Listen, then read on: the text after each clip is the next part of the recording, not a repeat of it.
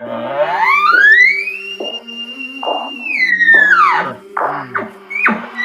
came from the mud. There's dirt on my hands. They called it loon shit.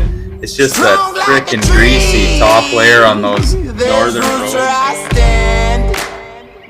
Oh, I've been running from the law. Hope they won't shoot me down soon. But I froze my bag off. Like, I had every piece of clothes on inside my sleeping bag. Chasing gone a sleepless night. Try to catch me howling at the moon.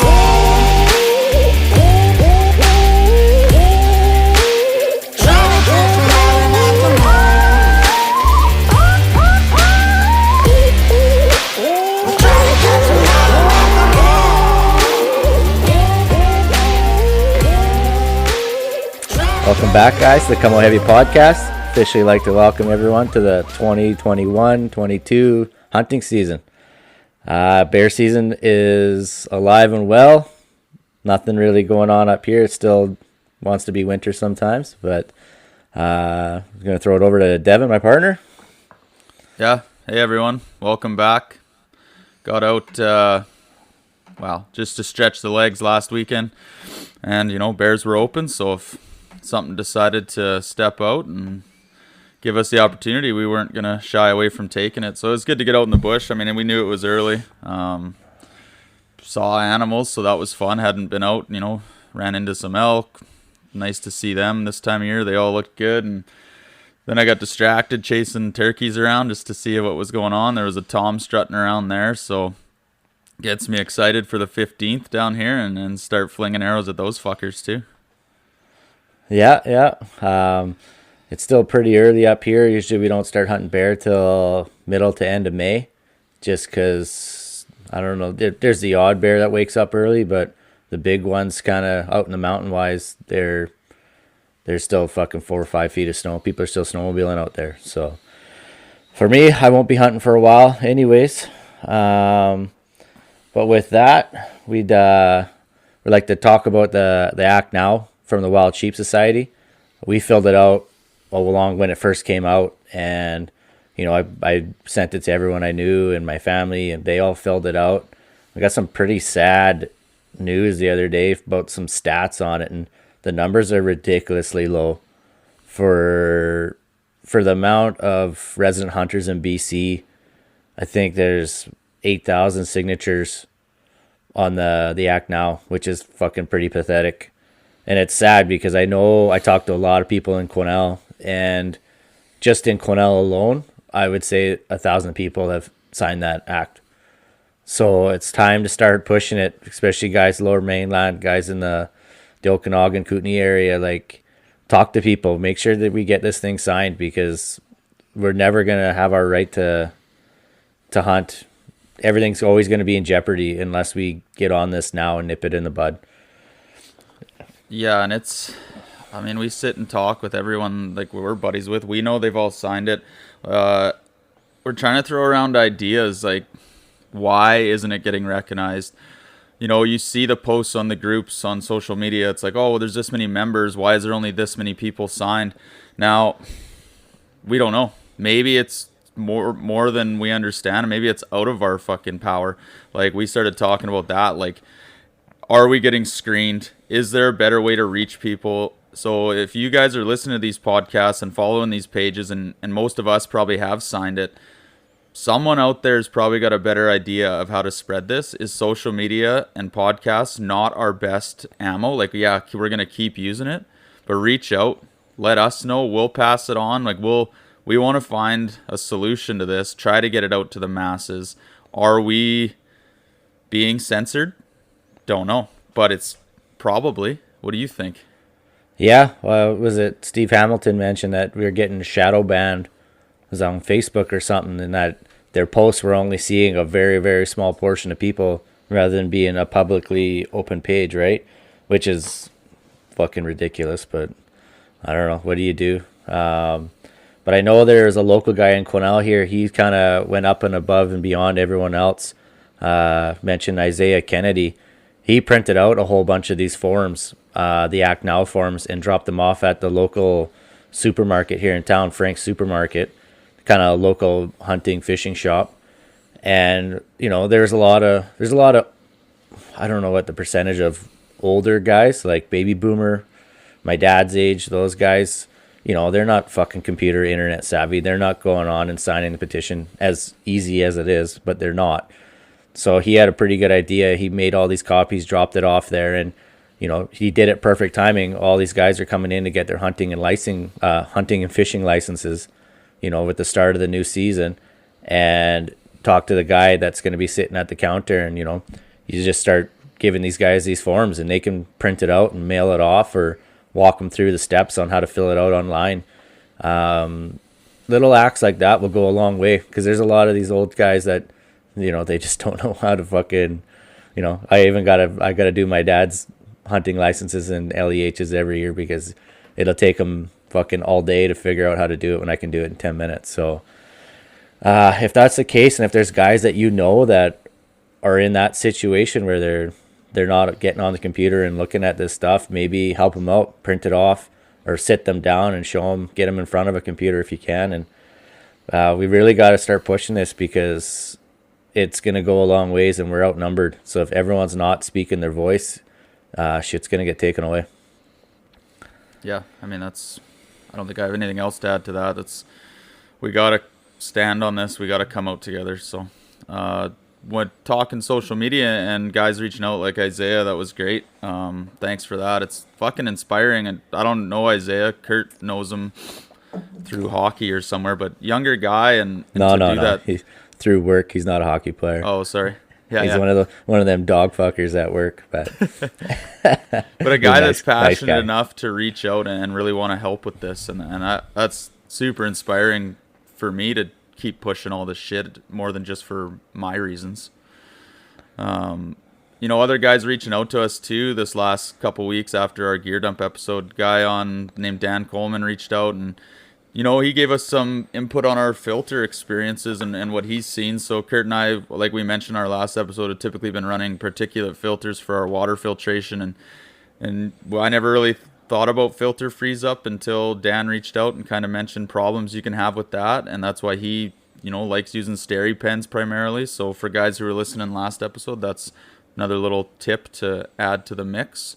Another guy, I think out of the Lower Mainland, named Taylor, reached out to us, and like to thank these guys for that. He mentioned he's used the 3-man refuge from Kuyu for a while and thought it was a little bit small for a tall guy like himself, and the ease of setup wasn't quite there. So he just reached out and gave his thoughts on it, and said he moved to the Mountain Star and has really been liking that tent. So man, we really appreciate you guys spending the time to message us. That helps and goes a long way with us trying to build our gear lists and whatnot.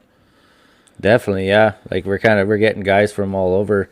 Had a guy from Idaho message the other day, and just asking questions. Not that we're experts by any means, but if I got a little bit of info from testing gear and doing whatever we do, and it can help someone else out, save a couple bucks, and save some learning curves, by all means, we'll do it all day. So, and likewise for anyone else, you keep hitting us up with your tips and tricks and whatever else, and we can shoot the shit.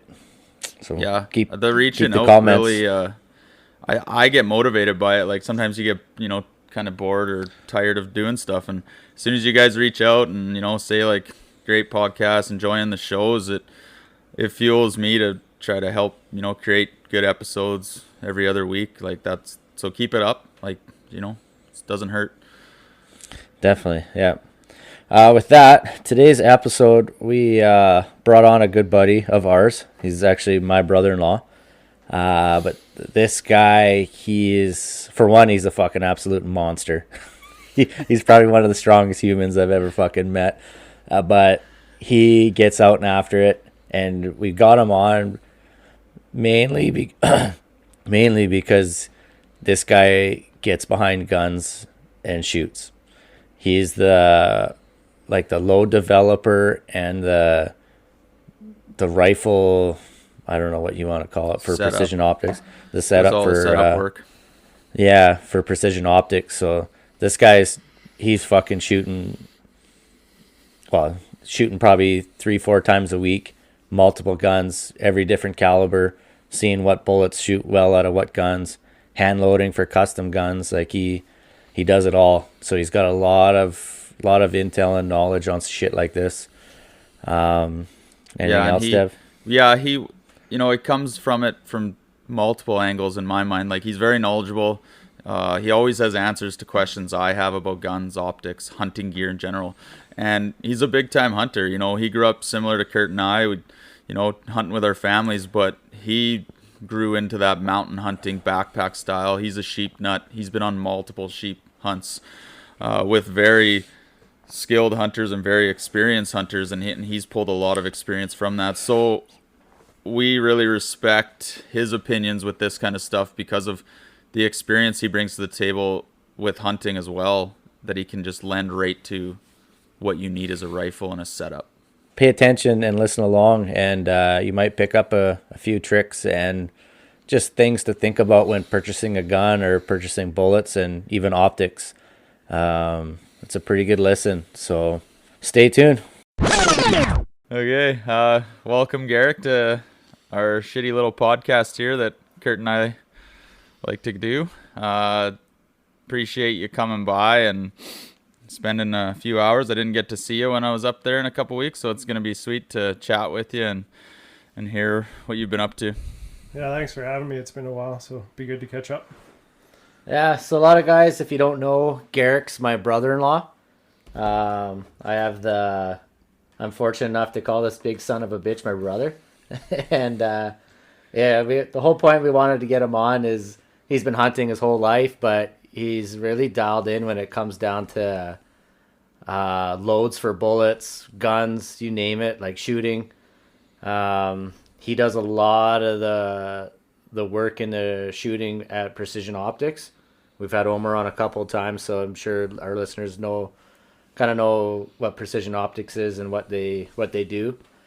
With that, well, Garrick, what kind of got you into hand loading, and like how long ago did you start doing that? Well, I bought a 300 Ultra Mag is what kicked it all off, and I got sick of paying $5-6 a pop for ammo, so that had to stop. So me and my buddy, he had a bunch of stuff that was given to him. We're like, well, let's give it a poke. Like, what can go wrong, right? And it's been uphill from there. Well, I think the 300 Ultra Mag was like, we both had one at the same time. And all three of us had one. I thought I was going to ask that. I was like, I'm pretty sure all three of us had an Ultra Mag. All like average guns, like Remington Model 700. Like, that's what I remember. You came down elk hunting and we were blasting rocks at 600 yards, and I was thinking about that, getting you on. It was like 10 years ago, 12 years ago, that was like, we were talking about hand loading for the Ultra Mag. We were talking about that was like the gun for us like then. And then to see like the development of, custom guns in general, the industry over the last 12 years. But now I come to your house and you show me the shit you have now. I'm like, holy fuck, compared to what we thought was our long range guns like 12 years ago. Yeah. Like, it's grown in leaps and bounds. It's not even the same sport as it was 10 years ago. Yeah. And like so is it easier to find that knowledge of all this stuff, or do you still have to work as hard on the internet to dial in those big? Because I remember you would talk, like Kurt would be sitting there drinking, and me and you would be talking about hand loading and shooting and all this shit, and like you would spend a lot of time researching it. Is it still as hard nowadays for you to find that information you're looking for? No, I have a computer program called Quick Load, and I use that to basically fine tune my loads now, and it takes all the guesswork out. Yeah, and then go ahead. Sorry. Go ahead. No, you go ahead. No, you fucking go. Well, I was just gonna say, so like back then, you were friends with Omer at Precision Optics. How did that all start? Sheep hunting. I wanted to get into sheep hunting, and none of my friends or family did it. Like, we're all BC interior truck hunters, right? So nobody like tell my dad I want to go sheep hunting. He's like, well, good luck, son. Here's a sleeping bag. So and no, all my friends that hunted, they kind of gave me a crazy look, like, why would you want to do that? And I met Omer at Murray's, and That's Murray Arno. Murray Arno. We talked about him with Omer a couple times. He's the guy that has a bow shop in Cornell. What's it called? Caribou Country? Or no, what is this? I can't remember. I can't remember. I don't think it's gone anymore. But anyways, we mentioned Murray Arno a few episodes back with Omer. Kind of how we all got into bow hunting kind of all at the same time as well. Yeah. So, sorry, go ahead with your story. But anyway, that's where it started. I knew he wanted to go, and I needed a partner, and he didn't really have any same story, right? Nobody really did it in our age group, so it just like, hey, let's go. And he became a Swarovski optic dealer because nobody in BC basically had what he wanted. So he said, screw it, and I'll just order the minimum, bring in what I need. And I think I have invoice number 2 for a ATM spotter, 20 to 60. Okay, and then so you sheep hunt. Let's just quickly tell us, like, what was the gun you took? Do you remember what the gun you took for that? What you considered your sheep rifle back then? So I'm a long range hunter, or whatever you want to call me. My first sheep hunt was bow hunt up on Tottigan. First and last. Was that because that was the only season that was open, or that was what you and Omer wanted to do? Well, it was convenient, right? It's not a big hike up off the highway. It's close. It's not a long drive. It's only about a 10-hour drive, and we had a lot of info from guys that had been up in there, and it was just more of a convenience thing. See a lot of sheep and had a few opportunities. I've always heard about that Tottigan area. Is that where you guys went hiking that one year too? Is that same area? We went on the other side of the highway. I'm not sure what that mountain range plateau is called, but that's kind of parked the same spot. So myself, Garrick is the one that got me into sheep hunting. I don't know how many years it was after you guys went up to Tottigan, but he asked if I was interested in going and gave me I have his original gear list here from what I based my first gear list off of. So then you just kind of spent the whole year picking off stuff off Garrick's list, and whatever I could afford is what I got. But Garrick's the one that got me into sheep hunting, for some of the listeners, for backstory, if you give a flying fuck. So before we jump into specifics on loading, shooting, all that jazz, why don't you tell the listeners what your job, quote unquote, for Precision Optics is? Like, what are you doing for these guys buying these rifles, and what are you doing for these loads? So we do a couple different things. Like, the main one that we do, takes up most of the volume, is if somebody buys a rifle scope combination, we offer to set it up for them. We go out, take 5 or 6 different factory ammo, and see which ammo the rifle likes, and set it up. We have a 540 yard range, so we dial it in, sight it in, usually at 200, set the turrets, and away you go. You're there banging steel from 0 to probably 600 yards without much effort. So is that kind of a package deal? Like when someone purchases a custom rifle setup, that's part of the package, that it's ready to bang steel at a certain yardage? Yeah, he's got dialed in packages on his website. All those have been set up and are range certified. They're good to go. And we keep all our test groups, all our targets, and we can actually show you, hey, this gun shoots half an inch, kind of thing, right? And there's no wonder or worry. Mm-hmm. And now it seems like your, I don't know, level of intake, I guess I'd call it, like how much you're seeing coming through for guys asking you to build guns and help set up their guns and help set up their bullets. Like, how has that grown over the last, like, how long have you been doing it? Has it been about 10 years with Omer? No, heavy with the load development and sighting in the last 3 to 4, probably 4 years, and it's every year seems to get more and more. And is that just guys buying guns, or are you now seeing you guys being asked to help with maybe other guns that they've owned? Oh yeah, for sure. We get a lot of guns coming in from big brand stores that they're not happy with, that don't shoot for whatever reason, then they bring them in.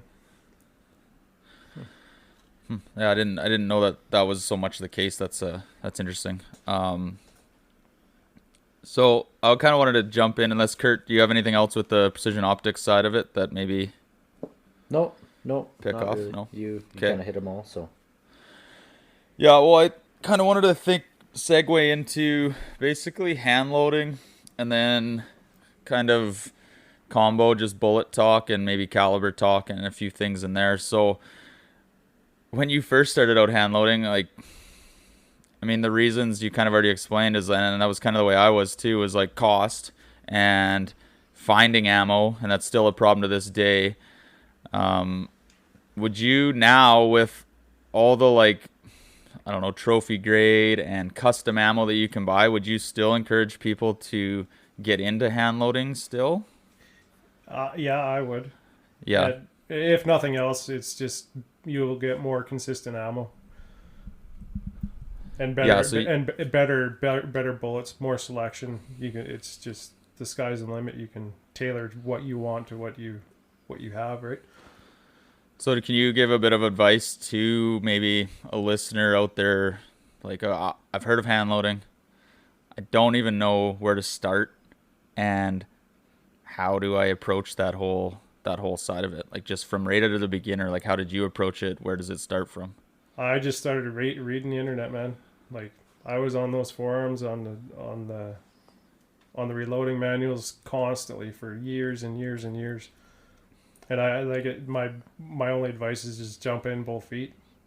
You have to learn. There's no shortcut to it.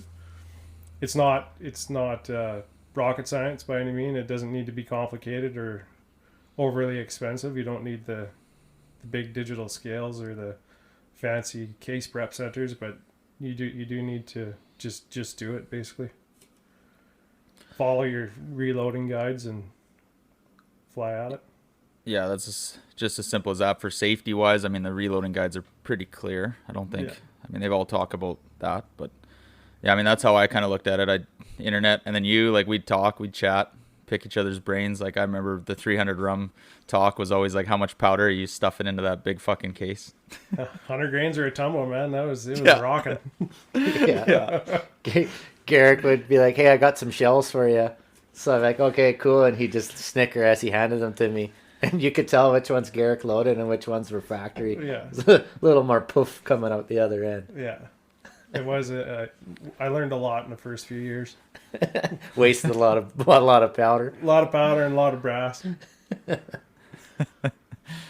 Yeah. One thing I had with, like, hand loading is kind of like, it goes hand in hand with it, is kind of picking bullet selection. And I actually have a question that came up from a hunt experience So for someone who's probably had, I couldn't even guess, but I'm sure you've gone through all sorts of brands and all sorts of types of bullets to use in different hunt strategies.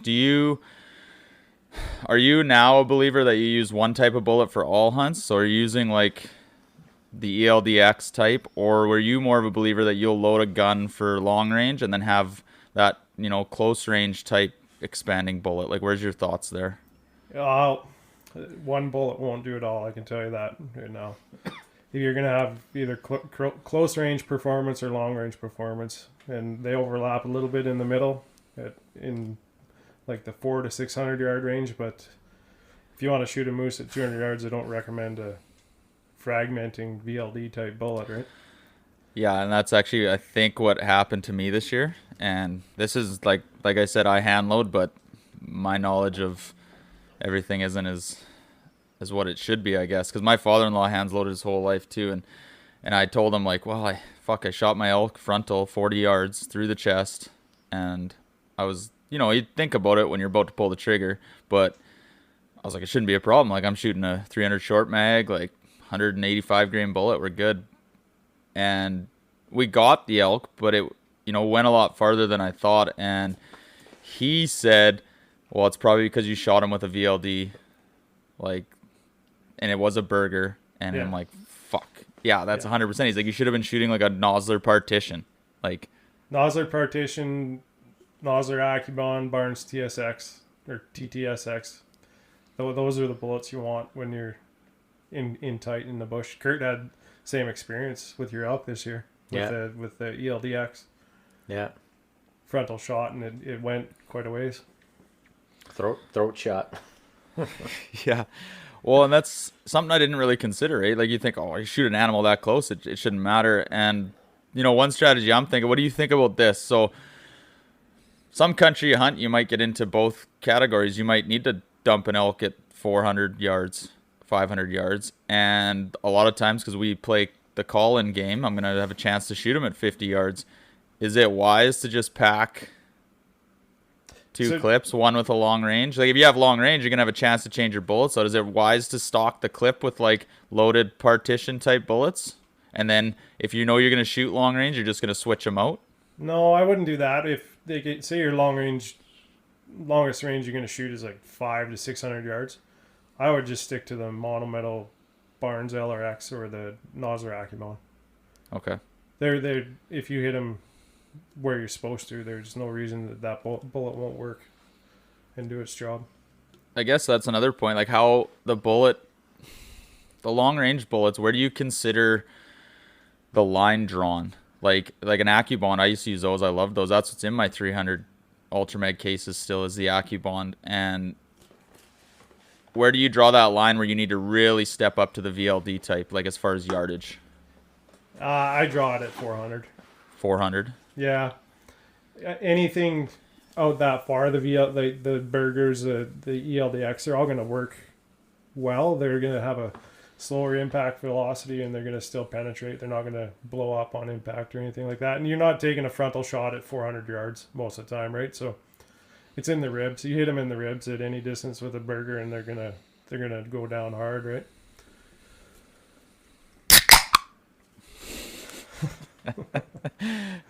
On that note, no. Yeah. Excuse me. So I added a note there. I don't think Kurt knows a lot about it either, because traditionally, like, well, we've never mentioned in our podcast. Kurt shoots typically 90% of your hunting. You're shooting a 300 Win Mag. Would that be correct, Kurt? Yep. Yeah. I bought a Tika a long time ago. Tika T3 Light, and I started shooting the Nosler Accubons, like the Nosler Trophy grade, and then actually I've flip-flopped between a bunch of bullets over the years. I've had that gun for 8 years now, and I've probably put 800 to 900 rounds through it. And I started out with the Trophy grade Noslers. I switched to the Federal Premium 180 Accubons. And then I went to the Barnes. I bounced back and forth. I couldn't get, basically depending on whatever I could get. And then now I'm kind of settled on the Hornady ELDX Trophy grades. And those are the 200 grains. And they shoot good. They seem to hit pretty hard. Biggest thing is that my gun likes them. They group very well. So with back when I bought that Tika, it was $850 with a Huskama scope, old Huskama scope on it. I can reach out and touch it at a pretty decent for a pretty cheap gun. So I don't really remember, Garrick. I've probably never had this talk. Like, all of us are generational hunters, and like you said, basically grew up truck hunting. So the calibers that we were most familiar with were the 300s, the 30-06s, and I'm still to this day. I have a 300 short mag and a 30-06, but I typically pull the short mag out always. And I'm thinking about getting another gun in the next couple of years here, maybe considered to be more of my long range, backpacking rifle for sheep. Now, I don't know what the 6.5 Creedmoor is. I don't know what the 6.5 PRC is. And now the 28 Nosler's out. Can you touch on those a little bit? You can go into whatever detail you want there, but that's like every forum page, every group is like, that seems like the argument. And are we fine with is it worth going to that, besides just the fact that maybe I want to go to that? Well, there's wants and needs, right? There's no reason that you're 300 short. You're 300 short the way you have it set up with the long box mag is perfect for sheep hunting in the mountains, in my opinion. You have to spend a lot of money to do better than a Tika. Like, a lot of money. Yeah. Can you explain a little bit on the 6.5s and the 28 Nozzlers, just so like anyone who knows like why they're such a craze right now and where they're coming into? Well, the 28 Nozzlers are a rocket. And it like the ballistics on that thing, there's nothing equal until you get up into the 338s. But it comes at a cost. You're packing around a gun that's got a minimum 24 to 26 inch barrel, 26 mostly, which I don't like it. Packing around something that long and heavy in the bush isn't that fun. And barrel life, if you want to get good at shooting, you need to shoot. And if you're only getting 500-600 rounds per barrel, like it can get pretty expensive. And as far as the little 6.5s, you're basically duplicating a 300 Winchester. It's like your exact gun, your Kurt's gun, 200 ELDX in a Tikka. You're duplicating those trajectories with a 6.5 Creedmoor and a 140 grain bullet.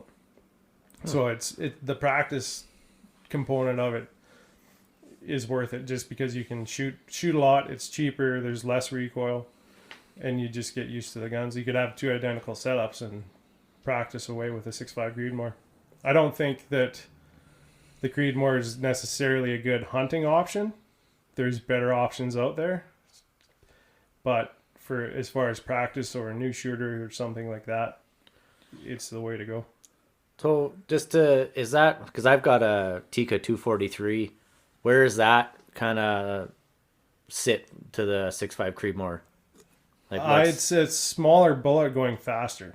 I don't have the exact numbers in front of me, but it's probably going to be pretty similar. Yeah.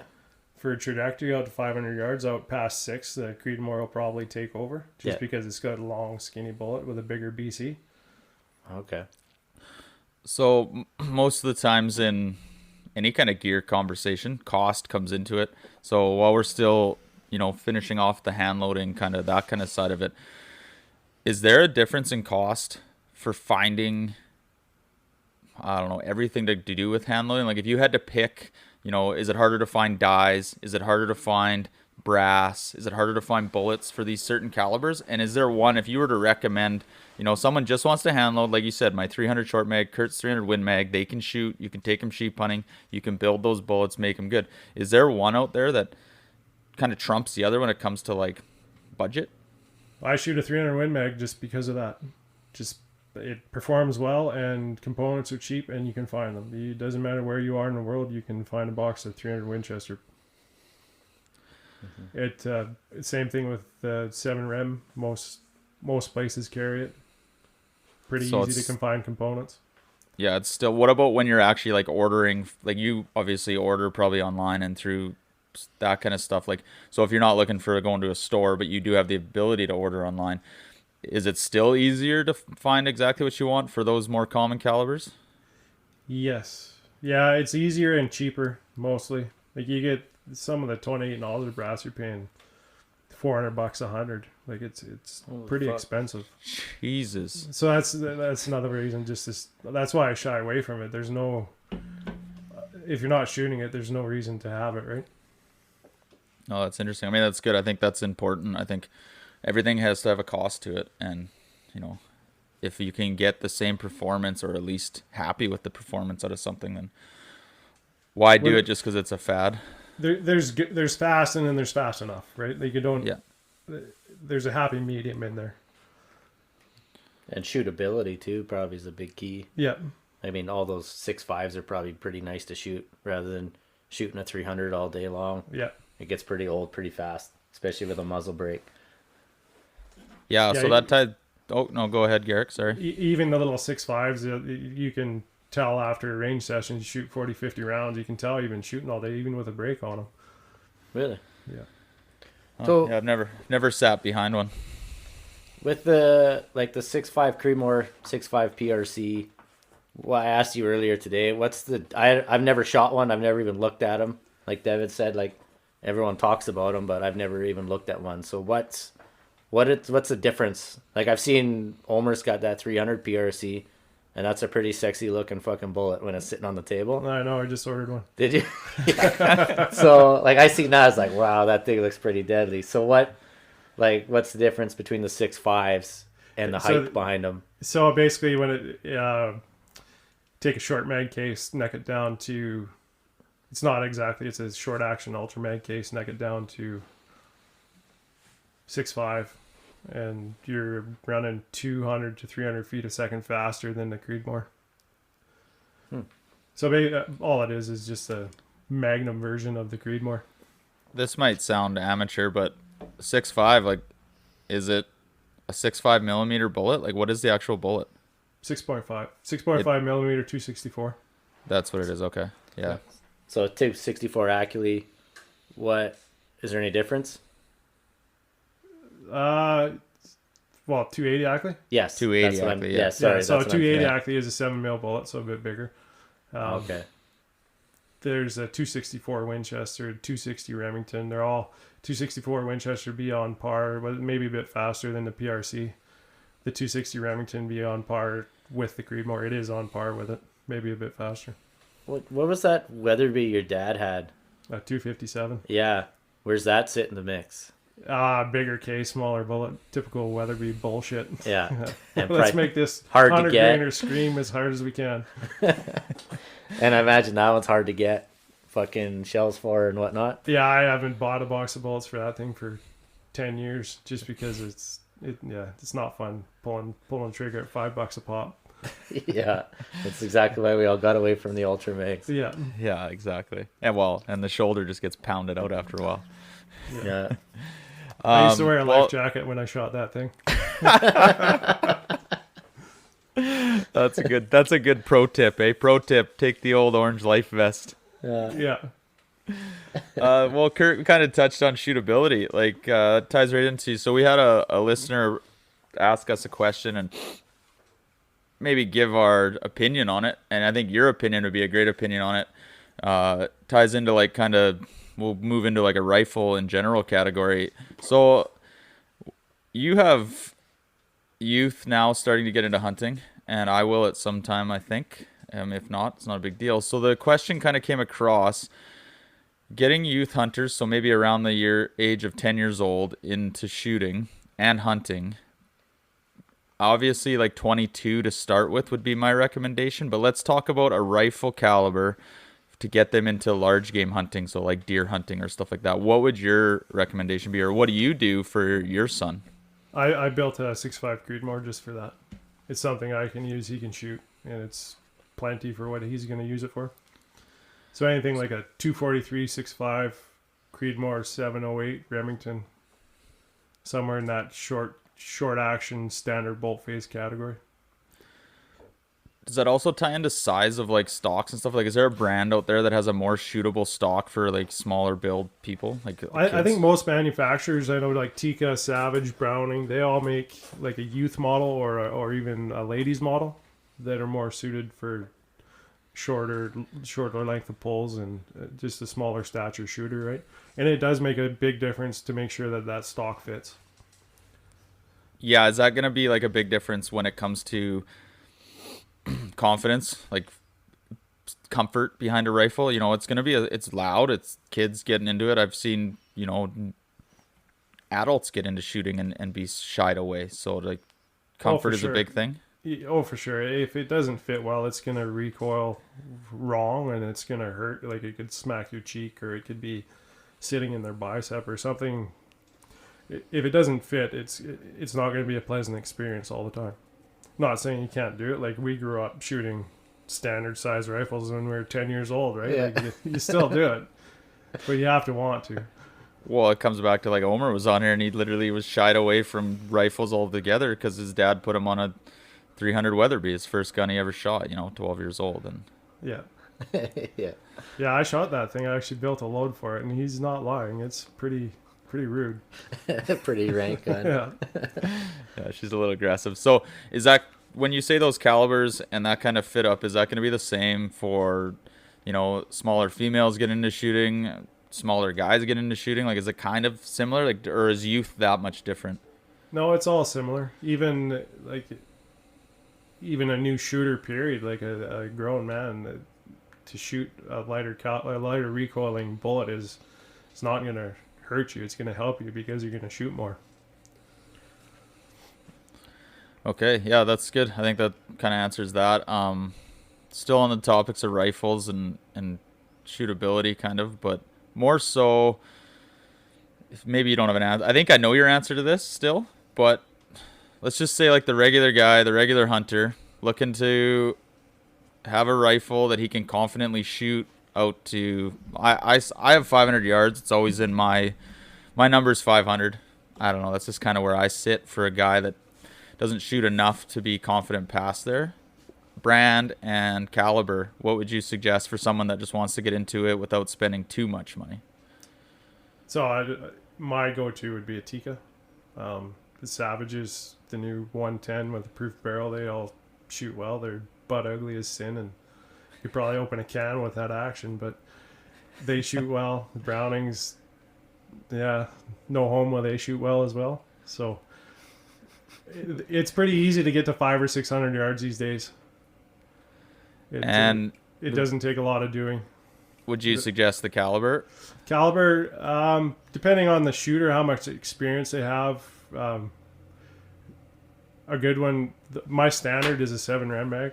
That's what I compare most everything to. If it's better, it's like if it's got a better trajectory, it's good. If not, you're giving something up. So what is it? Is it a lighter gun? Like what are you giving up? Even a 30-06 is a good choice. 6.5 PRC, all those. No, I've never sat behind a 7 mil, to be honest. Is it a more shootable gun than a 300 Win Mag? Definitely. It's a smaller bullet. It's going the same speed, but there's less powder burnt to get it there, right? So less recoil. Yeah, that's good. Quite a bit less. That kind of seems to be the standard, like for general hunters, probably 7 mil mag or a 300 Win Mag, eh? Like, Yeah, the best of the West, man. That 7 mag with the 168. It's pretty tough to beat. and that's Yeah, I mean, close that's- range, long range, kind of everything. Eh? Yeah. Yeah. That's why I kind of personal opinion on things, and I can't get away from the 30 caliber. I don't know why. It's just like hard for me to wrap my head around going to another one when that works so well. Yeah. And we can it's a go nice- moose hunting. It's a nice medium between the 7 and the 338, right? There's no replacement for displacement. A bigger bullet is going to hit harder and open up more and do more damage, kill faster. There's no two ways about it. You read all these things about, well, the energy when it hits the animal. Well, yeah, that's true, but there's also frontal area on that bullet that makes it expand and do damage as well, right? So Yeah, I stick with the 30s as well. I look at that as like real world performance, right? Exactly. I think there's a big fad going on in hunting right now and shooting. And that's nothing wrong with it. It looks like it's fun to get involved in all these conversations and stuff, but are these bullets tried and true? Are they put to the test? And is it actually like a worry that some guys don't have enough knowledge because no one's talking about what was tried and true forever because they're just pushing these new brands and these new bullets out there? Yeah, there's a lot of marketing going on, and it really boils down to how the bullet's made. Is it bonded? Is it a monocore? Or is it a cup and core? A cup and core, I don't care what brand is in front of it, it's going to behave the same, like a ELDX, a Hornady ELDX, Hornady ELDM, a Berger, Swift, Sierra makes some. They're all going to perform the same. They're going to shed quite a bit of weight, and they're not going to penetrate near as far as a bonded or a mono bullet like the Barnes. Do you So mind? You just have to know what you want the bullet to do. Do you mind breaking down those definitions a little bit? Like those 3 definitions you said, they're just quick description of the 3 cores. So the cup and core basically is you've got a copper jacket, and inside that is a lead core, and then basically they make a cup out of copper, put a lead core in it, close it up, and it's a pointed bullet at the end of the press, and it's literally that simple.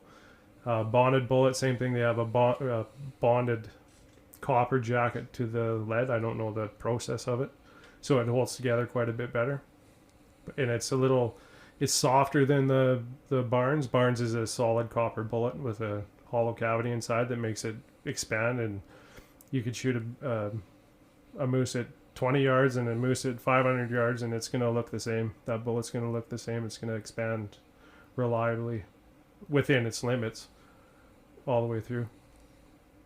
Yeah, no, that's good. I think that's good to explain that kind of stuff. So actually, I have a question here since you said moose, and we might have already covered this, but I think it's a good question. Like, if you had to pick one caliber, and I just put it as like moose or buffalo to sheep, what is that caliber?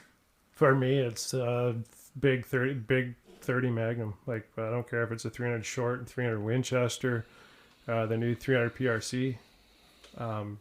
It's that range.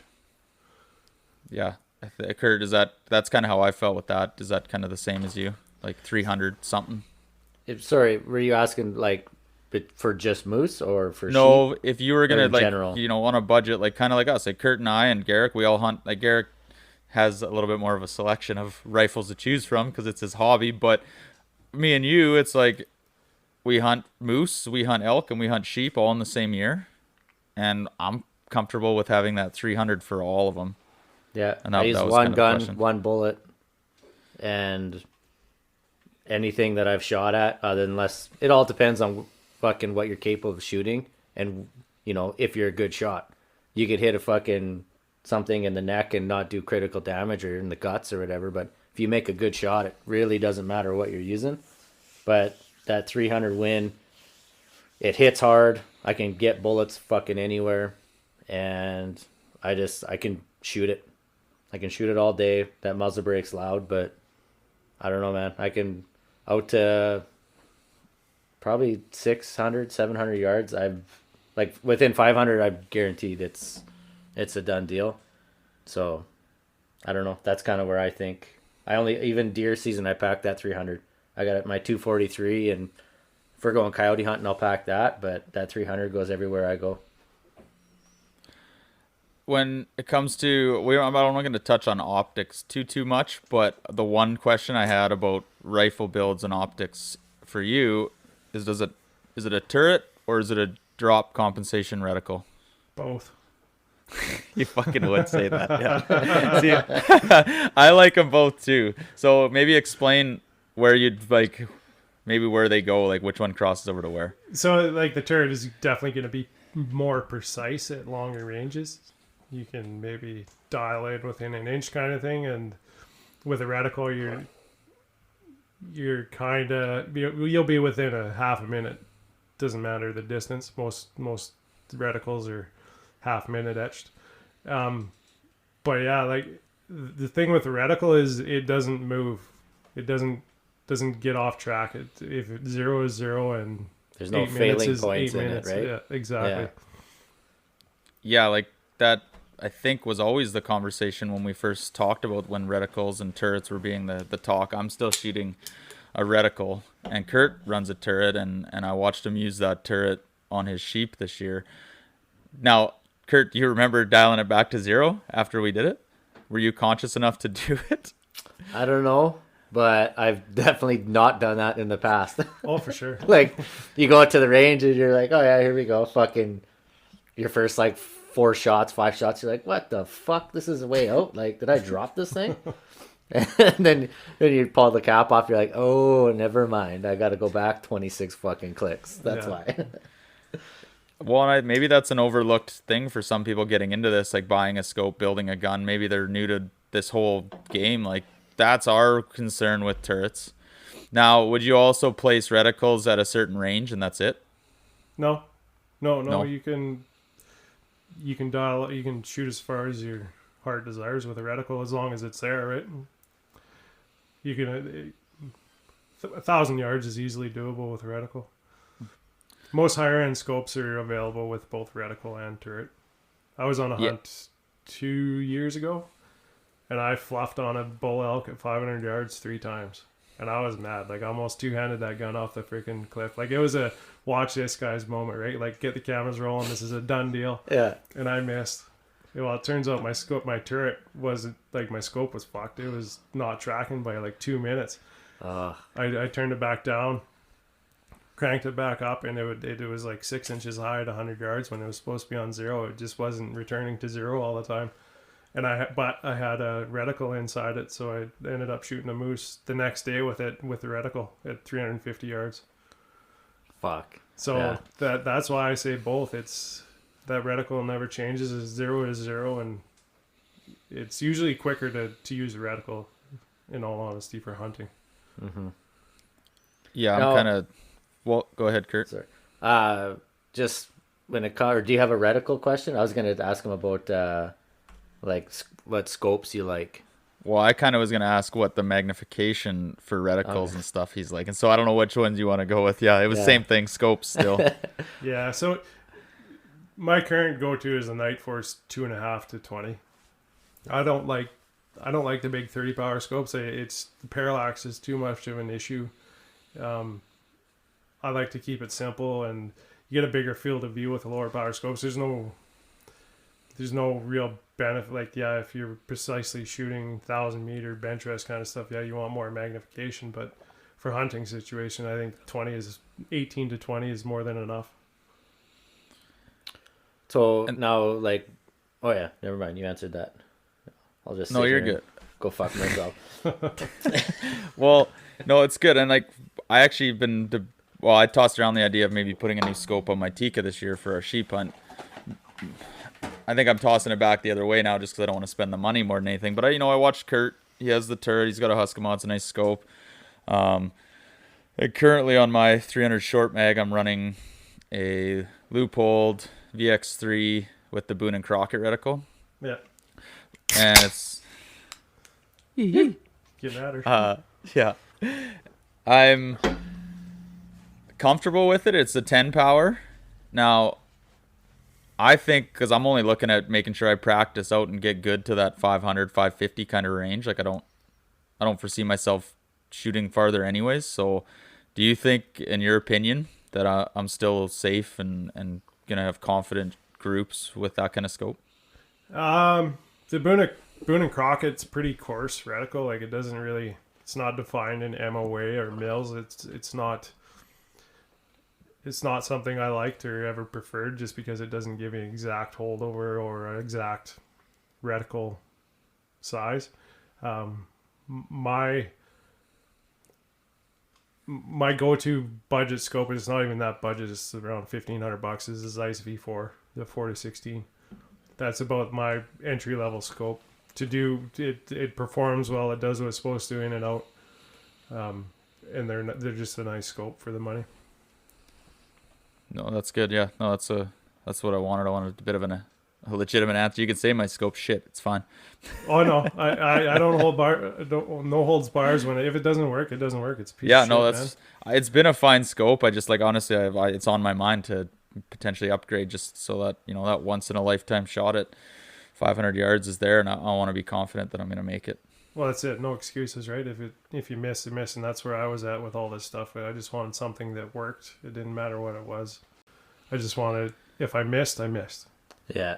If you're something that you're using fails over personal error, Yeah. that's when I would fucking yard sail it off a cliff for Oh sure. man, I'm I in the had same like a fucking boat. $3,000 Leopold scope in my hand. And I was ready to turf it off the fucking cliff. Yeah. I was mad. Yeah, well, that's just comes in, and if it's like something you can do to make it better, that's the biggest thing, right? It's like I talked about it and I still didn't do it, and it still fucked me. So Yeah. I hope after this I either get really confident with it and be really happy, or I just fucking buy once, cry once, and get it over with. That's the way I go. I sold a lot of guns to get one good one that I didn't have to worry about anymore, right? So over the years, I've talked to you, and I only see you a couple times a year, and we always seem to bullshit about the same things: hunting, shooting, guns. That's about it. Yeah. I've You guys sound over like the years, a bunch of psychopaths. Well, what else yeah, is it, right, really? yeah, We're married, so I'm married to Yeah. your cousin, so we can't talk about that. yeah. We don't really want to. Yeah, we probably shouldn't talk about sex when we hang out. So it's like off topic for sure. You've kind of built your own guns over the over the years, and you start showing me like full on custom builds. So when approaching these rifle builds or buying like your next gun, what are your biggest considerations? I have a few points here, and what my thoughts were like, are you a guy that looks at total weight? Are you a guy that looks at length, huntability? Or is it just like, if it's strictly pound steel at 900 yards, I don't give a fuck what it costs, and that's what I want? Like, how do you approach it right now? I'm pretty practical when it comes to that. So I've got one gun and I shoot it. So I make sure it's what I want. Yeah, weight is a big consideration. Length, I don't like packing long guns. There's no benefit in my mind. They maybe go 50 to 100 feet a second faster, but who cares really? A good scope can take those worries away. I like to stay around that 6.5 to 7 pound mark if I can, for just a bare rifle, and then throw whatever optic you want on. Too light is not shootable in my opinion. Well, it's not. They're brutal. Yeah, I actually wanted to know that. Like, I've never really I shoot a Tikka. It's a pretty light gun, but it's not a super light gun. Like, it's No, still you'll be in shootable. the 7.5 to 8 pound range with something with a turret on the scope. So that really and that ties right into our next kind of category, is just shooting and long range is how I have it defined. So what have you've obviously shot. So for our listeners out there, I would put Garrick, like, I don't know anyone that's probably pulled the trigger on more hunting rifles in my friend group or anyone that I've ever talked to. So you've put more guns on a bench than anyone I know. Do you notice the big difference when you pick up a really light gun and a properly weighted hunting rifle? Oh, absolutely. Even if it's a heavy gun that's not balanced well, very, like, say you have a fierce CT with a big 40-ounce Night Force on top, it's so freaking floppy that you can't really. It's uncomfortable to shoot because you have to torque your hand to keep the thing upright, right? But yeah, if your gun's too light, the shootability becomes an issue. Maybe not. You might not notice it 500-600 yards hunting accuracy, but it's definitely not helping you. Yeah. So for guys looking to, get into extending what I call their effective range, like, how would you recommend practice when beginning to? Because, I got new guys I'm hunting with, and right now they feel like they can only hunt out to 200 yards, maybe 250. What's your recommendations for guys? What should they do to start giving themselves confidence at that 400 yards and beyond? It's just a practice thing, right? Practice in the off season when it doesn't matter, and you'll be surprised how good you get quickly. Make sure your equipment, mainly your scope, is up to the task. It can dial, or you have a reticle that's pertinent to what you're shooting. Shoot in field situations, like all my guns have bipods on them, like with a rail. I can swap the bipod from gun to gun, and I make sure it's a game changer for sure.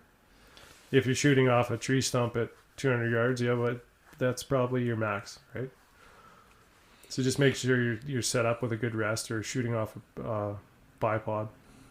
Now, when long range shooting, not even long range, just normal shooting, what do you feel is more important, the gun or the optic on top of it? The optic. The optic? Yeah. It's very easy to buy a factory gun under, the prices have gone up, so say under $1,200 that will shoot a minute, and a minute, like an inch at 100 yards, is more than plenty accurate enough to shoot out to 600. Mm-hmm. You want good repeatable accuracy. So spend your money on your glass. Yeah. Over the type of gun that you get. Yeah. Okay. Yeah, no, that's good. I kind of had type of practice, like, I don't know. There's like sayings out there that says like perfect practice is better than, I don't even know it, but it's like, do you agree with that with shooting, that like shooting more is more effective to get comfortable behind your gun, or really practicing good fundamentals and mechanics of long range shooting? Like, what's better? So trigger pull, cheek weld, and shoulder tension are probably the biggest culprits to erratic groups. or point of impact. You just want to make sure you're doing everything the same all the time. You don't. To me, when I go to the range, if I notice that hey, I feel like I'm squeezing the stock too tight, or it's too tight into my shoulder, or hey, my face feels like it's just barely touching the stock. I know something's off, and usually it shows up on paper as well. You just want to make sure you're consistent. Some bench press shooters will even take like a piece of felt like moleskin, put it on the stock so that they touch the stock in the same place all the time with their cheek. Oh, that's smart. Oh, so Never thought of that. And that's similar to archery then. Like your anchor point in rifle shooting. Like, oh man, this is like teaching me as well. Like if people out there listening, like, is that kind of what you're saying? Like you use basically an anchor point for long range shooting? Oh, exactly. It's parallax is basically, you know how you're shooting with a peep sight on a bow, you're centering the front sight. That's all parallax is it takes most of that out, but it never takes it all out. So you want to make sure your head's in the same spot all the time. And when that gun recoils, you want to make sure that you have sufficient shoulder pressure all the time to make sure it recoils the same all the time. And that's why I say just keep it consistent, keep it slight forward pressure with your shoulder, not a lot of grip tension, just because that can really cause the gun to torque when the recoil goes off. So I don't know, I guess we'll just go to the next thought that I had. So I don't run a muzzle brake. Kurt does, and I know you're doing it. Is it a yes or no for you, or does it really depend? It's a yes. It's a pain in the ass because they're stupid loud, and yeah, they're annoying, but at the end of the day, they make you more accurate because there's less recoil. The more the gun moves, the more movement you'll see on paper or downrange. And that's all coming from you. That's not the rifle shooting different. It's just the shooter. That's exactly it. Yeah. I noticed when I got that muzzle brake from you, and I got what's his nuts there, Andy to put it on. What a fucking difference it made on my Tikka, like night and day. And then shooting, like other than like you need almost double hearing protection when you're at the range, but shooting all day long, like you didn't feel like you got hit by a car at the end of the day. But my groups got tighter, my long range got better. Like, well, just think of the muzzle rise you had without a brake. Like you could probably you had a handful to shoot it one-handed off a bench and bags, and that muzzle was probably jumping 6 to 8 inches when you put a brake on there, and it's basically coming straight back. The gun's recoiling less and moving less. Yeah. I want to touch on back to like your custom gun that you built a couple of years ago. Can you run us through like? I know you do a lot of research online, and obviously you've shot a lot of different guns with different barrels and whatnot. Can you explain to some of the people what you put in your gun and reasons for it, like your action, your barrel, your stock, and whatever else that goes? Yeah, I'll go through the whole thing. So I used Defiance Action. They're pretty well known for their tight tolerances, almost too tight in some situations. You put too much Cerakote on it, you can't even work the action. So they're very, very well renowned for their tolerances. Everything's square and true and runs true to the bore. Barrel, I went with a Benchmark carbon wrap barrel. The same thing. They're a very straight barrel. The run out between the bore to the chamber is almost nothing. Most gunsmiths will agree they're very, very straight barrels. So I went with that. TriggerTech trigger, very crisp, clean trigger, made in Canada. They're pretty awesome. All Gunworks guns come with a TriggerTech trigger. And went with a Macmillan Game Scout stock just because I liked it, thought it looked cool, and it works. So you might not want to answer this, but what did that roughly cost to build? And we'll make sure Kayla doesn't listen to this She part. won't listen. And I don't care. Just shy of $7,000. Just shy of 7. Yeah. So if you took that gun, say like I've never shot a Gunworks. I don't know. I've never shot a custom gun, but I kind of think a Gunworks is probably right near the best of what you could probably buy, like over the counter. Factory wise, they are the most accurate gun. Well, not the most. They perform like they say 1,000 yards out of the box, and they don't lie. Everything, they just do what they do. So building a custom gun like the route you did, I've priced out a couple Gunworks online, and that's substantially less than what a Gunworks would cost when I build one on their site. Yep. What if you put both of those side by side shooting? What do you think would outperform? And Stock design is on the Gunworks is far superior to anything out on the market right now. Just the way they have them designed and built. Yeah, no, that is substantially less than I would have thought too. So it's really interesting for guys looking at setting up custom, but at the same time, it takes a lot of knowledge and a lot of confidence to fucking buy all those components and know that what you're doing with that too. It's a big leap. Like, it took me a long time. It took me a couple years to decide to do it, just because it's so much money. And there's no guarantees when you get that gun built that the barrel's not a dud. And if it is, yeah, great. You get a new one that the supplier gives you, but you're paying that gunsmith bill again. Mm-hmm. There's no warranty. There's no going back. You have to know what you want. If you don't know what you want, I wouldn't recommend going to the custom route. Yeah, not full custom, like buying the custom already built. Yeah. Yeah, that makes sense. Kind of a question. I don't know if you've ever even thought about this, but I thought about it this last year. Kurt and I doing our sheep hunt. Now, you do a lot of jet boating and hunts, so it's got to be a little bit rough on gear. Kurt and I did a heavy quad ride before we did our pack into sheep country. Is there ever any concern that the gun gets banged out on those rides, jumping dams and going through rough shit? And like, do you take one shot when you get to the end of the trail before you start hiking, or what is your thoughts there? Usually, right? If you fell hard and you smacked your scope, like Omer rode his brand new Gunworks down a creek draw, and it had a big, huge dent on the scope. So we kind of knew something was up there and should have known better. But usually, if it's just sitting in a boat getting bounced in a boat, wouldn't really worry about that. Same thing on a quad, not too worried about it. I've got it torqued down pretty good with like an integral rail and stuff like that. Like, there's not much to come loose. If it did go out and you hit it hard enough, but you're on your first day of your 10-day trip that you've got planned, shoot rocks, like redial it in, like what's your thought there? Oh, you have to. Yeah, you have to re-zero it.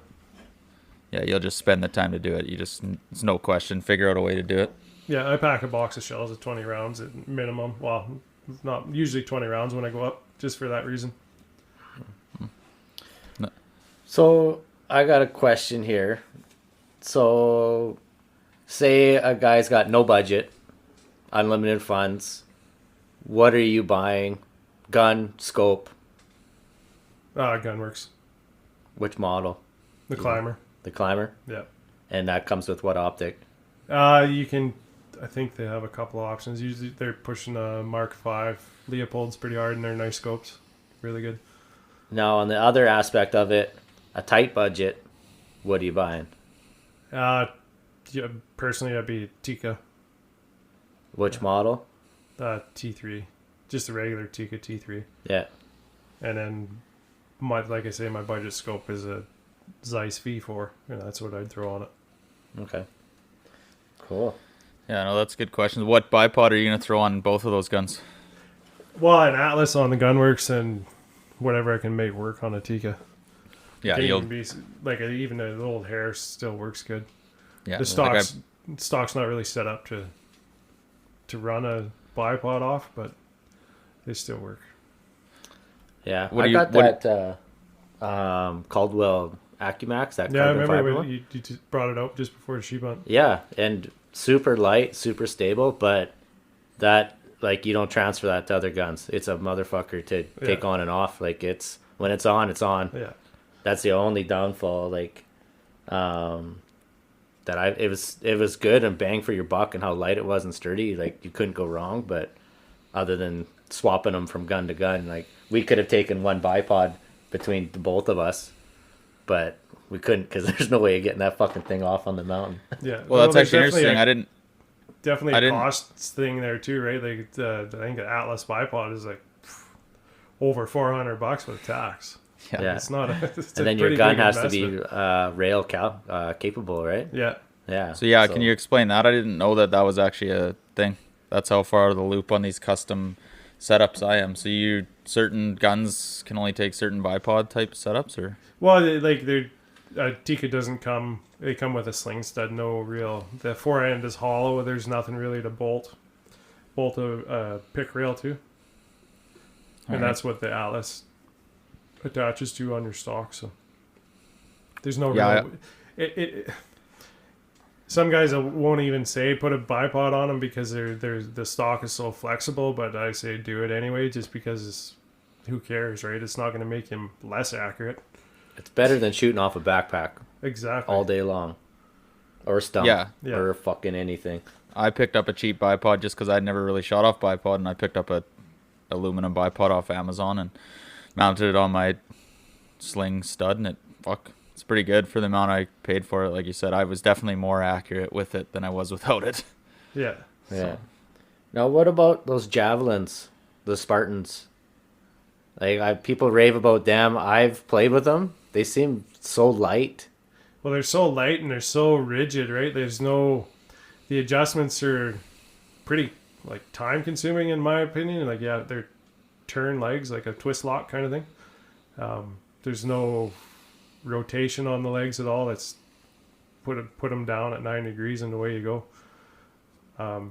They have their place. We've done a few Weatherby backcountries with built-in studs on the stock, and they turned out pretty well. They're pretty sweet setup because they just click it in and away you go. It's not something you're walking around with on your pack, but when you need it, it's there. It's just a magnetic clip and away you go. Pops in. Yeah. So talking about range time and practice and whatnot, for a guy that does it more than anyone I know, what would you recommend for the average Joe like me to get out before my sheep hunt, and what yardage is better to shoot at? Like, is there a certain yardage that you thought would be like optimal to really dial yourself in and get confident? I think shoot further than you think you're capable of. Just, I'm not saying go out there and hunt at that range, but if you practice, like, go back to the bow hunting analogy, if you practice at 60, you're going to be really good at 30. Yeah, that's actually what I was going to say. I practice at 70 all the time, but I never hunt with my bow at 70. I, maybe have an effective range of 55, And it all it'll do is build your confidence, right? If you shoot 350 yards all the time and you get a 10-inch group, you're like, oh shit, that's so far, and like I didn't really shoot that well. But you shoot a rock at 500 or 600 yards and hit it 7 out of 10 times, you feel pretty good, right? Yeah. Like, going out to the range of the 540 gong, like, I would dial I usually bring 5-6 guns out when I go, just because you're letting barrels cool down and whatnot. But at the end of the day, before I go, I'm like, I put 5 shells aside and I'm shooting that gong every time. And say you hit it all 5 times, you're just like fucking dialed. Like, Yeah, you're I could shoot fucking anything at this range, right? Anything, anytime. But if you miss it, say you hit it 1 out of 5, you leave there being like, fuck. Like, your confidence is down. Yeah. And you like almost want to go back and shoot 5 more and 5 more until you go 5 for 5. Like, when we went hunting last year, Dev, like, I did that, and I was fucking plinking that thing at will. And when we seen that cheap, I was like, this Yeah. thing's fucking toast. Like, Your there's confidence was no high question. for sure. Yeah. Yeah. I'm like, all the time in the world, lay it down, put the bipod out, like, it's over. This Yeah. thing doesn't know it, but it's over. Roll camera. Yeah, 100%. So it's the confidence of just shooting all the time and, and practicing definitely goes a long way. And I would say shoot steel. I wouldn't shoot targets at any range. Past 100 yards, if you're shooting well at, let's say, sub MOA, it doesn't really do you any benefit to shoot small groups at 300, 400, 500 yards.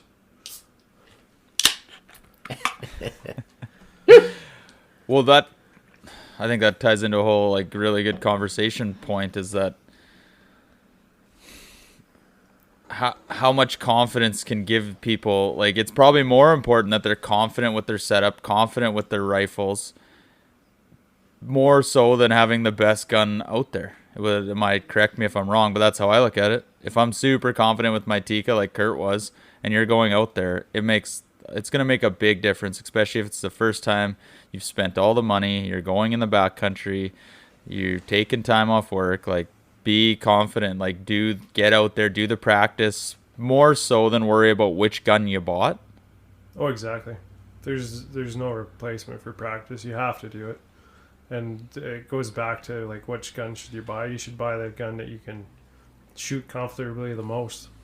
Don't try to be too macho. Like, I'm a big guy, and I still don't like shooting the big guns. Well, I don't know anyone. Like, it seems like in this day and age where more people admit that, fuck, I don't like the 300s anymore, and I'm going to buy a 6.5 or I'm going to buy a 280, and that's fine. Yeah. Like, right, you should be confident. It's like why pull a 80-pound bow if you can barely pull it back? Exactly. Shoot a 60-pound bow. It's not about ego when it's about just getting the job done and being fucking confident. You have to know your weapon and how to use it, and that you're not going to get. There's no way to get around it besides using it. So for any of our female hunters that are listening out there, how do they build confidence? Like, is that all up to making sure you have the correct muzzle brake, the correct load? Because that's what I look at is, like, guys are getting, like you said, like, you're a big guy, you've been shooting more than anyone, you still can get shy from a large caliber rifle. Is it just getting help with setup with the perfect type of gun for them when they want to shoot out to 400, 500 yards? Yeah, as long as they're set up correctly when they buy their gun, make sure it's not a heavy hitter. Just make sure that they get comfortable behind the gun. Like, it's an intimidating thing to scooch up behind the trigger for the first time, right? Yeah, Definitely. Even if you're that new of a hunter, just buy a 22 and shoot it. There's no replacement for that trigger pull, and it gets fun after a while. Yeah, are you confident in that? Like, with, like, 17s, 22s, those kind of low caliber rifles, that it's still enough of a practice that, it helps? Oh, for sure. Like, the latest craze, like, even in town here, we're setting up a precision 22 challenge, like a competition. Really? Oh yeah, there's guys that have gone balls out. They're spending like 10 grand on freaking guns and scopes, and it's fun and it's awesome because I get to shoot them, right? Yeah. Hey, here's 10 boxes of ammo. Go see which one it likes. I'm like, oh, sweet, Let's go. yeah. And it's fun. Like, even shooting 100 yards with a 22, man. Like, it turns into a challenge when the wind's blowing. Yeah, definitely. Yeah. Same as that 17 I got. I fucking love shooting that thing, man. Yeah. And it's got some snap behind it too, like compared to a 22. Yeah. Like, those things are fucking little rockets. Like, they I fuck shot- some shit up. I shot at a grouse with a buddies once, and it was like 150 yards away, so I aimed like 6 inches over the top of it, and well, fuck, that's where the bullet went. I'm like, holy shit, Yeah. this thing's Flat as stupid fuck. flat. Yeah. Yeah.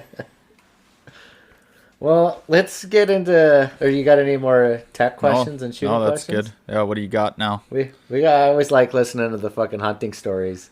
So, I mean, you've been in the mountains quite a few times, and we've done lots of driving around ourselves and fucking, shooting and everything else in between. And out of your hunts and stuff, what's give us some funny stories on some of the hunts that you've had. I mean, we've gone sheep hunting twice together. We've gone moose hunting together hundreds of times, and bear hunting and everything else. But I love hearing fucking people's funny stories, as long as I'm not the joke of it all. So we'll make fun of a guide buddy of ours, and my first flying hunt, we went in, me, Johnny, and this other guy, and we're up in the middle of the mountains, way up top in a big saddle, and he wakes me up. He's like, his dog. He's like, something's wrong with Joey. I'm like, well, what? Fuck, whatever. Like, it's a fucking dog. Like, what's? I don't get it. Well, he's panicking, freaking out, and we turned the lights on, turned our headlights on. Well, this dog his face is the size of a fucking basketball, and he's just freaking out. I'm like, fuck, like, what do we like this dog? What are we gonna do with this thing, right? And we didn't know what was wrong, didn't know anything, so we ended up phoning his sister-in-law, and she was a vet assistant or something, and we ended up pushing like 3 Benadryl down his throat to get this swelling to go down. Turns out he had like a spider bite or something on his face. Yeah. Well, when me and you and Nick went, it was the same thing. Nick looked like he went through a freaking 5-round fight. His face was the size of a freaking balloon. Same thing as spider bite. Yeah. We woke up and he's like, fuck, my face feels fucked up. And I looked at him and his fucking top lip was like overhang. He looked like fucking the Mo from the fucking Simpsons. He was just like overhanging. I'm like, what the fuck happened to you? Like, and it was a spider or something. Didn't that tent you guys had like a family of spiders living in it? I don't know. Who fucking knows? All I know is I woke up soaking wet every day from the condensation. Yeah. Every day on an 8-day hunt was a battle to like dry all your clothes out and your sleeping bag, everything, man. Fuck, what an absolute nightmare. For people listening, make sure test your tent out before you fucking go. And if you're going to borrow one from somebody, make sure you fucking try it out, because you get up there, you spend 5-6 hours hiking up into the Alpine. You're like, sweet, we're hunting tomorrow. I'm one of those people where I like to lay my clothes out beside me in the morning, so in my sleeping bag I can just unzip it, get dressed, and then ready to go. Well, I did that, and I woke up and everything was fucking soaked. Socks, underwear, pants, shirt, you fucking name it. And I don't know, like, I used to hate putting on wet hockey gear as a kid. Like, if you play in a tournament or something, it was just like that, putting on wet fucking clothes, and you're just uncomfortable all goddamn day long. Yeah. So, do a little bit of pre-work before you go, but yeah, Nick's face was fucked right up. Like, yeah, it seems to go, like, I don't know what it is about spiders in the mountains, but man, like, weird shit happens up there. yeah, definitely. Yeah, I've heard stories about these spiders. I mean, I've heard other podcasts talking about guys in northern BC getting bit by spiders. I think, well, even Johnny going down south and had some weird fucking bite by something. Like, it's fucked up how quick something shitty can happen like that. I mean, I have a bug story. Maybe the listeners don't want to hear it, but I'm going to tell it anyway, so you can turn it off if you fucking want. But I know exactly where you're fucking going with this one. what did I'm sure I've told you, but yeah, I like to get out for spring turkey. I like to get out for spring bear down here, and the Kootenays. I don't know if everywhere is known for this, but our tick population is heavy. We should put a fucking open bag limit on them. And yeah, we usually do a tick check after, hikes and different things. And fuck, I pulled one off last weekend just after my hike off the back of my neck. When I got home. Yeah. Ugh, that gives me it's fucking gross. They're in a disgusting thing. So, my parents were down and I went out for a turkey scout, didn't get anything. I think I missed a few arrows, dialing her in for the season.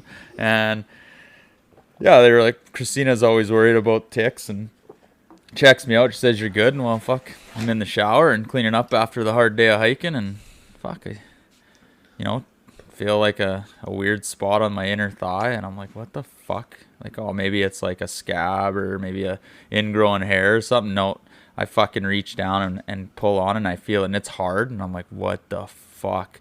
And that cocksucker was like, somehow he crawled up my pant leg and got into my like inner thigh region and was starting to latch on. And I pulled him off and man, the fucking like, like I'd rather fucking have a spider crawling on me than that fucking thing. Like, it's just nasty. I don't know why, but ticks, like, fuck. And he didn't latch. Like, his head was still intact, so I got lucky. But fuck, I don't know if you guys get them up in the Caribou, but fuck, do we have a lot of them down here. Well, we went, it was springtime, and we went to a little set of falls. It's not too far from the house, and my wife's like freaking out. Oh, there's ticks. I'm like, there's no fucking ticks around here. Like, this is bullshit. Like, you'd stop watching the news, right? Facebook's full of shit. Well, we get to where we're going, and I look on the back of my headrest of my truck. I had the windows rolled down, going through some brushy stuff, and there's like 4 ticks. I'm like, holy fuck. In the truck. Oh, I've personally never seen one. Buddy from work, there was a moose in his backyard over by the high school. And he said the moose was just freaking out. And it was kind of February, I think. And his dogs were freaking out. And he's like, what the fuck? And the moose just was distressed. And so he went up there, and there was blueberries all over the fucking snow where this moose was standing, kind of shaking and freaking out. And he looked, and they were all full engorged ticks. Ugh. And then the CEOs had to come and they ended up putting that moose down because it was just fucked. Just like, going crazy. yeah, and he didn't bring anybody. Show me pictures, and they were like, well, if no one can see my fucking hand here, but like 3/4 of an inch, like in a circle, just like big fat fucking blueberries. Hold on, and everything. And I was just disgusted when I seen that. Ugh. Yeah, tick check season. I mean, I fucking pulled one off last weekend, and then I, immediately texted my hunting partner, be like, "Man, check your shit out." And he's like, "Fuck, I was cool." He's like, "I was freaking out the whole way home in my truck. Like, we didn't find any, but now, like, we're gonna go pretty much every weekend for a poke somewhere, and just fucking before we get back in the truck, be checking for those little bastards." That's what, like with ticks, are they around all fucking year long, or do they die off like mosquitoes? It's like or... it's always said in the spring and this like early summer. I don't know why. I've never looked into it. But yeah, every time I've been down there, like we've been through thick brush and never seen one before. Yeah, So- they must like hatch or something in the spring, and then in the fall they're not doing what they do. I don't know. Well, I think Maybe it's just the same as any other insect. There's like spring and summer when they hatch, they're just getting out, right? Yeah. Either way, it's fucking gross. Yeah, them and mosquitoes can fuck off and die. Yeah. Yeah, and fucking Black horseflies. flies. And horseflies, Yeah, yeah. All you fuckers. That'll be next. There'll be an anti-fucking bug killing coalition out there. You can join up with the anti-hunters and all fucking live in your little bubble. Yeah. Fumigate that group. You guys are going. You guys are going sheep hunting in August. You'll find out about bugs really fast. Oh, that's, Yeah, well, we found out last year. I told Devin, I'm like, bring some bug dope. And he's like, oh, I'm like, these fucking mosquitoes will pack you away. And that's what, when first time I went hunting with Garrick, he's like, pack some bug dope, like a little bottle or whatever. My bottle was almost empty, and we weren't even all the way up It the was a mountain full yet. size can of off. Yeah, I was like, he's like, fuck, you better save some, man. We got another 8 days here, like, and I'm like, fuck that. Like, you were sucking them in, and you're tired and sweating, and you're like climbing steep slopes trying to get up into the top of the ridge, and like you're sucking for fucking wind, and then you're inhaling 5 mosquitoes at You're the so same you're so fucking time. tired you can't care, but you're just getting hammered. Yeah, So you end up with big welts all over your forehead, all over the back of your neck. It's Yeah. good times. I swear it was just after day 1, your body just accepts it, and Yeah. you're just like, Whatever. oh, they're not around, but they're around. You just don't give a fuck anymore. Like it's Yeah, I think it fucking is. I bad. remember us counting that one day. We were just like counting, 14 mosquitoes on this leg and fucking 6 on that arm, and like all in the same glassing period. And you're like, whatever, fuck off. Yeah, right after you just doused yourself in bug dope too, like, and you could just look around. It's a fucking haze all around your body. Yeah, your little bug net idea was a pretty good idea. Yeah, we're gonna come out with some merch. We're gonna do like a glassing bug net. I'll build it this year, and Kurt and I will test it, and then Yeah. we'll fucking sell it to all you other fuckers that don't want to deal with the mosquitoes. Yeah. Any other stories you wanna talk about? Like you've been a pretty successful hunter over the years. You've got a couple stone sheep and lots of moose and elk and everything else. Like it's Well, in all honesty, my most memorable hunts have been with you. yeah. It's never been a pre-planned thing. It's just like, hey, you want to go hunting? And we ended up dumping the biggest shit we've ever seen. Yeah. It's pretty awesome. A little bit of a shit show sometimes, Always. maybe, Yeah, the gray area. Yeah, Yeah. but we riding the rumble strip most of the time. yeah, the rumble strip. Yeah. Coming home sometimes. Yeah. Well, I'd like to share one story there when the first time that we went up sheep hunting, and we get up there and I bought brand new Mindell boots, got them like 5 days before I went, so they were stiff and like super fucking new. Like, so we're playing around. We side hill in one day because we seen some rams the day before it opened up, so we side hill into this big valley, and anyone that's got good brand new boots, you know what it's like to fucking climb in those things. They're like, you feel like fucking Spider-Man. So me and Garrick, we're sitting up, we're glassing across the valley, and I'm throwing rocks at marmots and just more or less fucking around than actually glassing. And so we decide, instead of side hilling in, let's just climb straight up over the top, and it'll save a lot of time. It's only how far you think up that was, 500 yards, maybe if more, if that. Yeah, like right at the crest of the mountain. So like, okay, me and Garrick were a couple hundred yards apart. I'm like, okay, I'll climb up this chute. You climb up that chute. We'll meet at the top. So we lost sight. We only had one in reach, so we weren't. Or we didn't have an inReach. It was a fucking spot. It was a spot, so we couldn't even communicate with each other. That's right.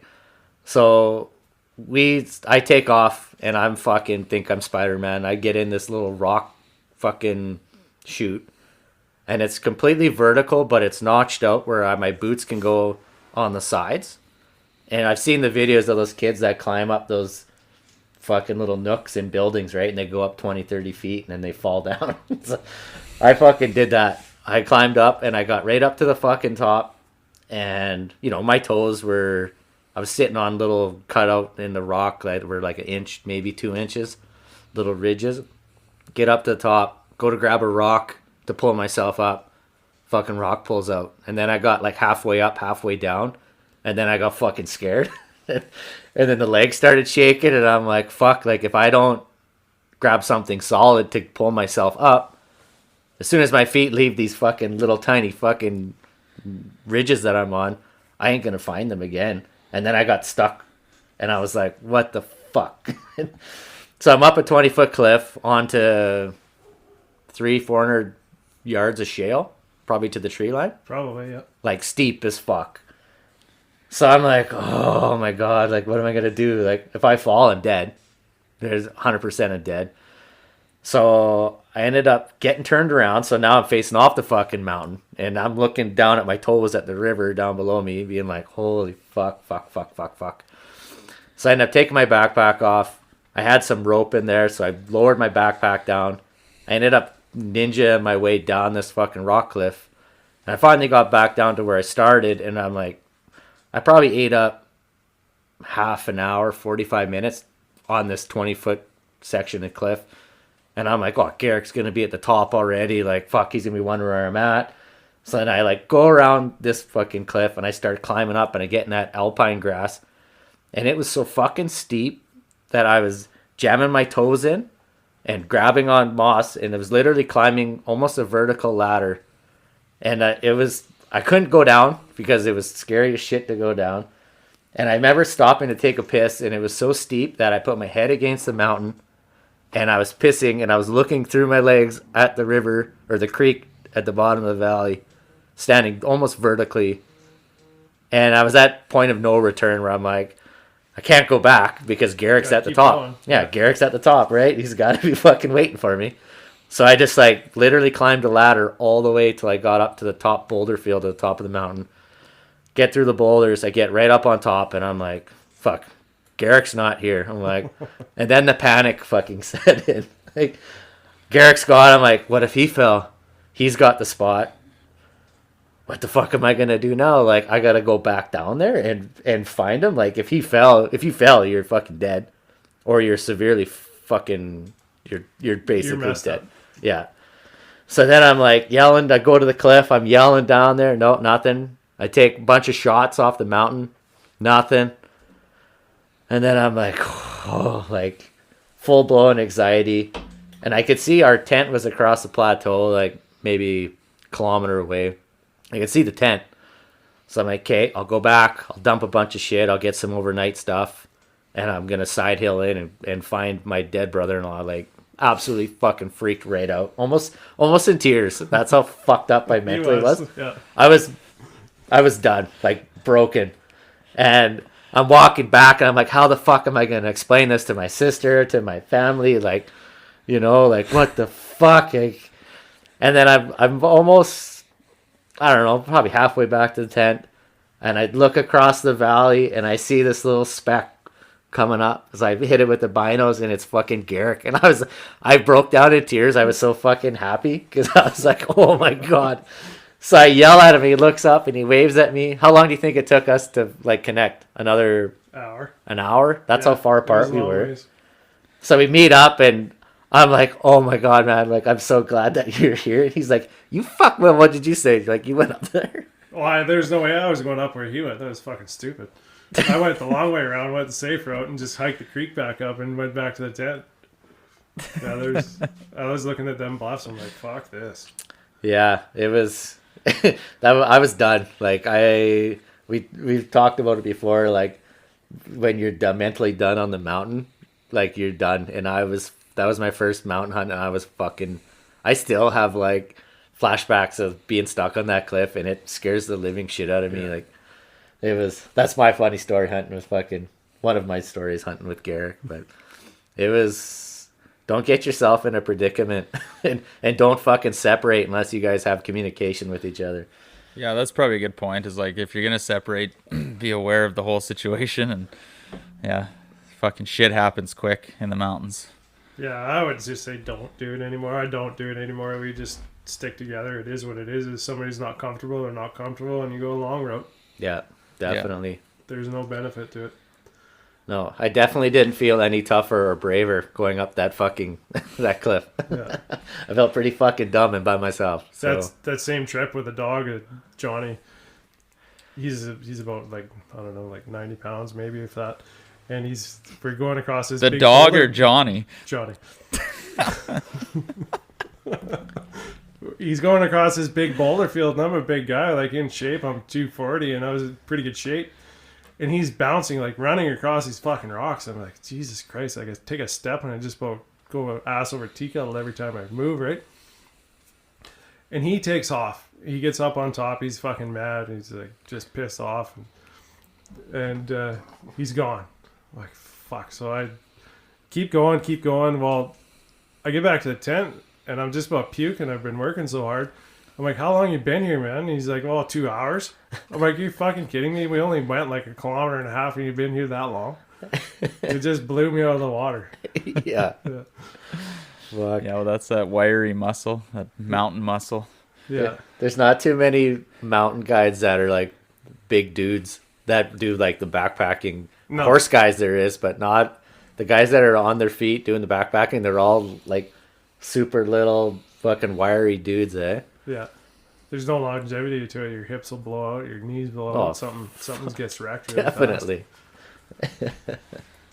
Well, I think it's been a good chat, and what I'd really like to do is if you've had fun on this episode, get you and Omer on together and maybe talk about your guys' sheep successes and your sheep failures and all the stuff in between. I think that would be a great episode. I know you guys had another successful hunt this last 2020 season, and if you'd be willing to come back on and shoot the shit with us again, we'd be willing to have you. Yeah, for sure. That would be a good episode. We got some stories. Oh, I Yeah. bet. He's better at recalling them all the time than I am, but yeah. He's a pretty good storyteller. You could, Yeah. He's yeah, a but good salesman. I'll give him that. He's a very good salesman. we need you on to keep him in check. Yeah, Yeah. yeah. Keep him honest. Yeah. keep him on. Like, that was a lie. Yeah. We'll ask him some questions. Yeah. We get Tornado on too. Yeah, there you go. Keep them all in check. Yeah.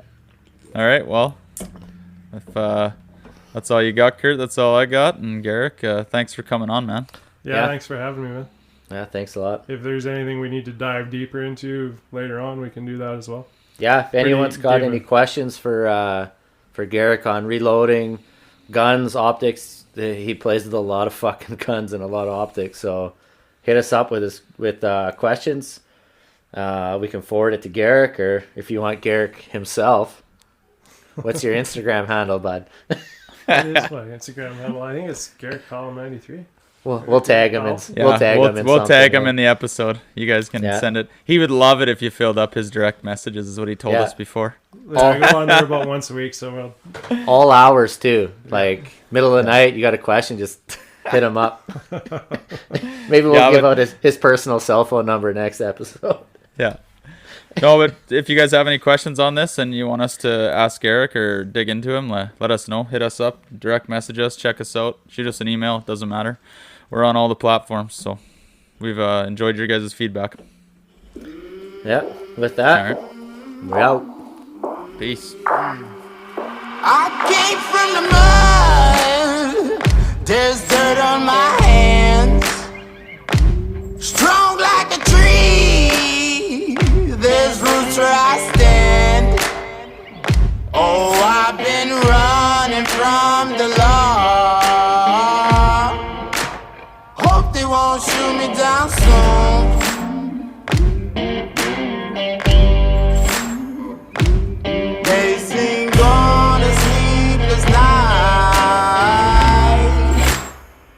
catch me howling at the moon.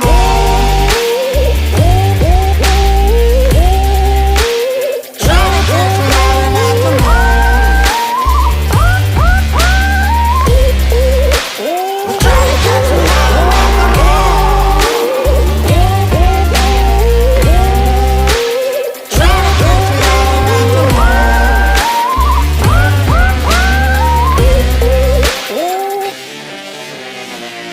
When it rains, it pours. Water's up to my chin. Won't stop fighting to the very end. Many men try to reach it. Many men have failed. Well, if you wanna get to heaven, you gotta raise a little hell. And I've been running from the law. Hope they won't shoot me down soon.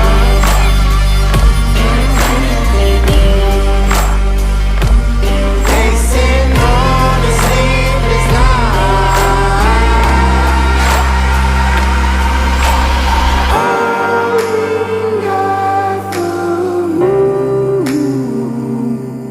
Will you find me? Hope you find me. I'll be back home soon. When the sun rises.